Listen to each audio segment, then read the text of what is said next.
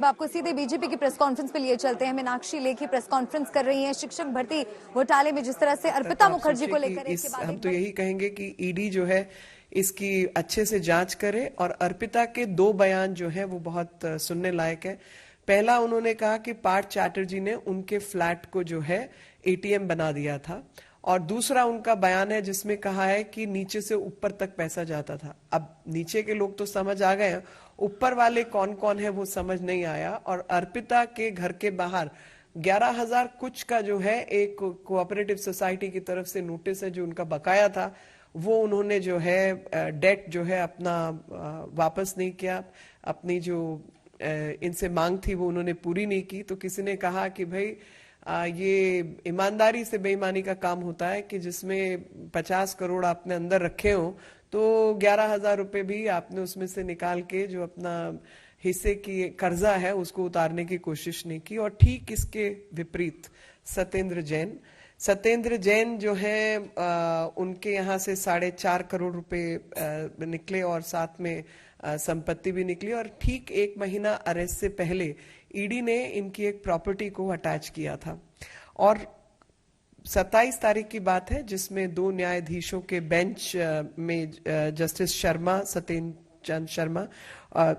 चंद्र शर्मा और सुब्रमण्यम प्रसाद जी, इनकी जो खंडपीठ थी उसने जो है इस मामले को बहुत नजदीकी से देखा। और मैं आपके सामने पढ़ना चाहती हूँ कि उन्होंने ठीक क्या कहा।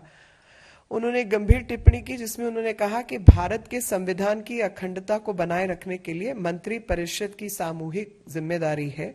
इस बात पर मुख्यमंत्री को विचार करना है कि क्या कोई व्यक्ति जिसकी आपराधिक पृष्ठभूमि है या उन पर नैतिक पतन से जुड़े अपराधों का आरोप लगाया गया है, उन्हें नियुक्त किया जाना चाहिए और उन्हें मंत्री के रूप में बने रहने की अनुमति दी जानी चाहिए।